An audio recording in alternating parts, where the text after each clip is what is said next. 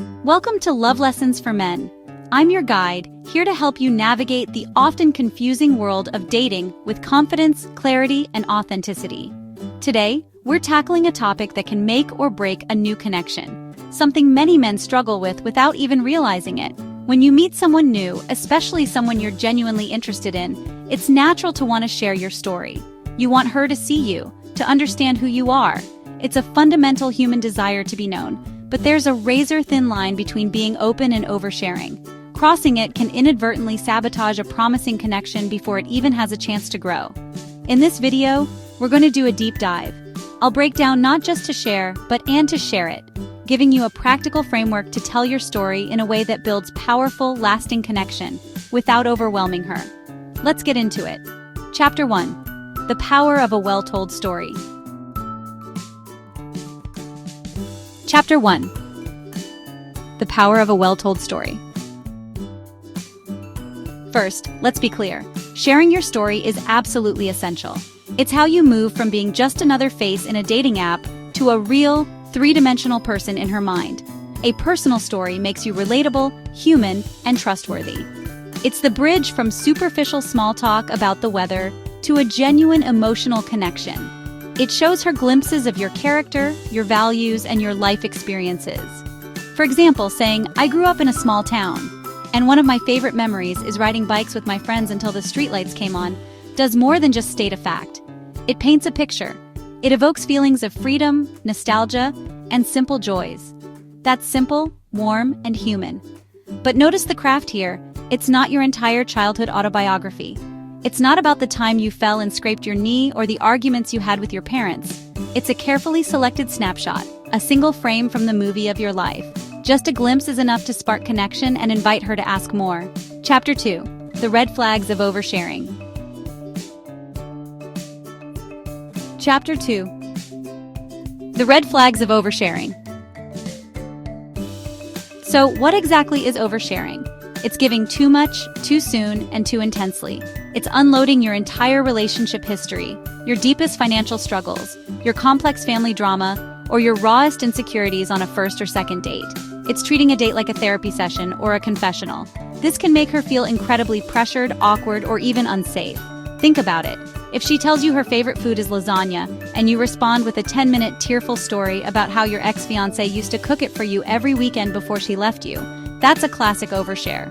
You've taken a light, fun topic and plunged it into a pool of emotional baggage.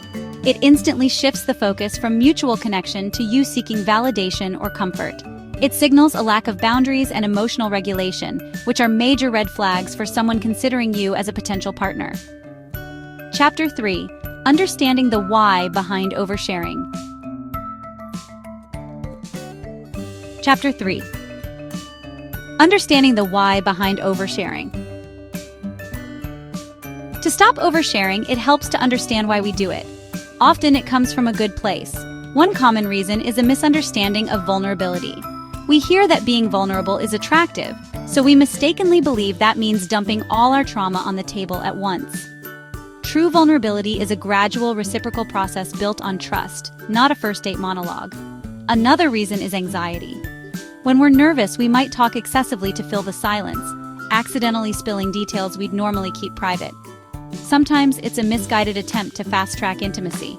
We think, if I show her my deepest self right away, we'll get closer, faster.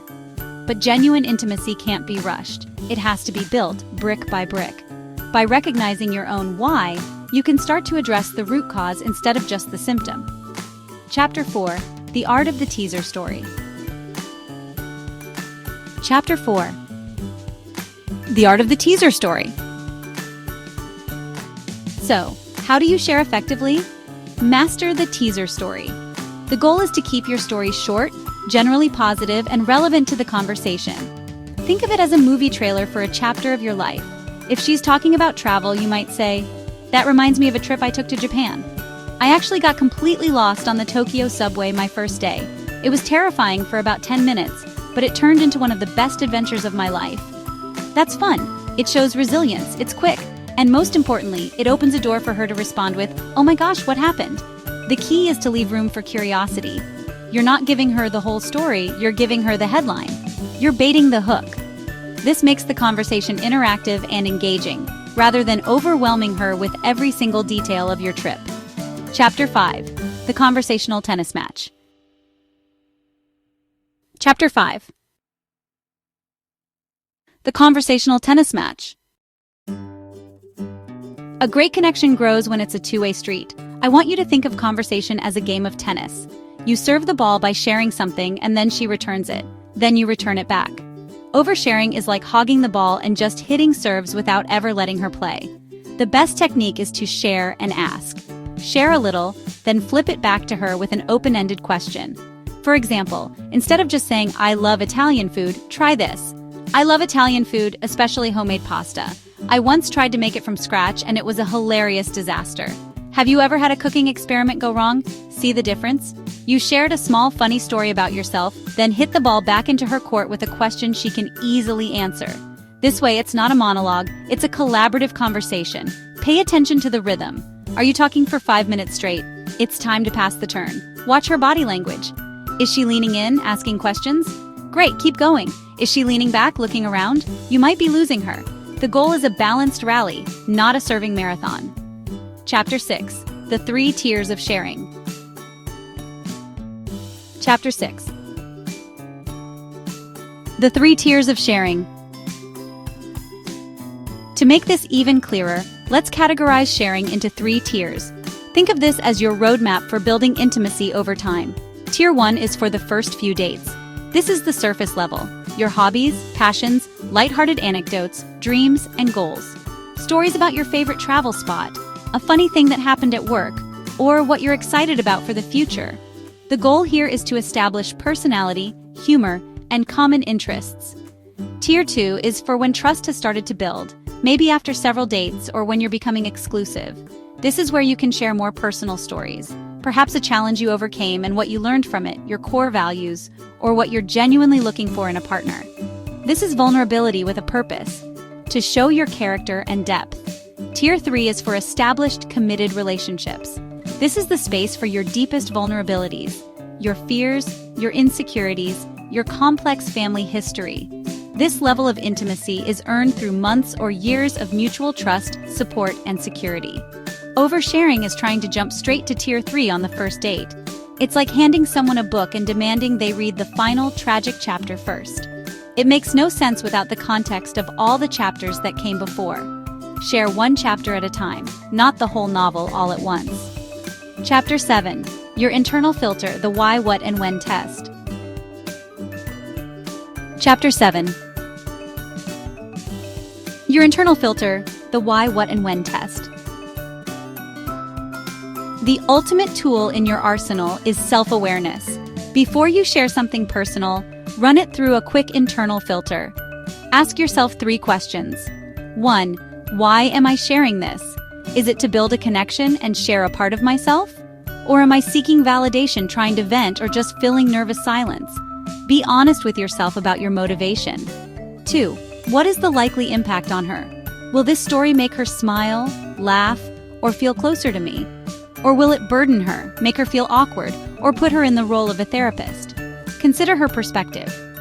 3. When is the right time for this? Is this a Tier 1 lighthearted coffee date story or a Tier 3 deep in a committed relationship story? This simple 3-second check-in is what keeps you from crossing the line.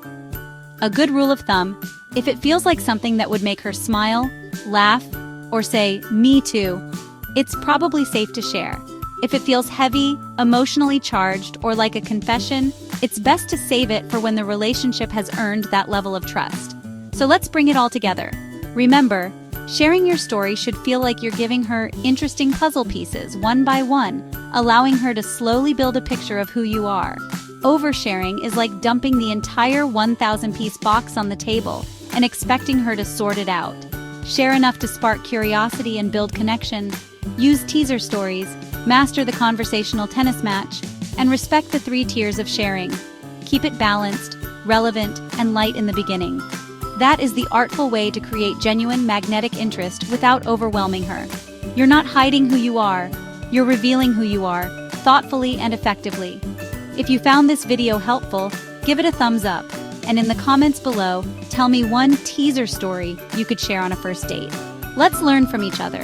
Share this video with a friend who might benefit, and don't forget to subscribe to Love Lessons for Men for more practical insights and tips to help you succeed in your dating life.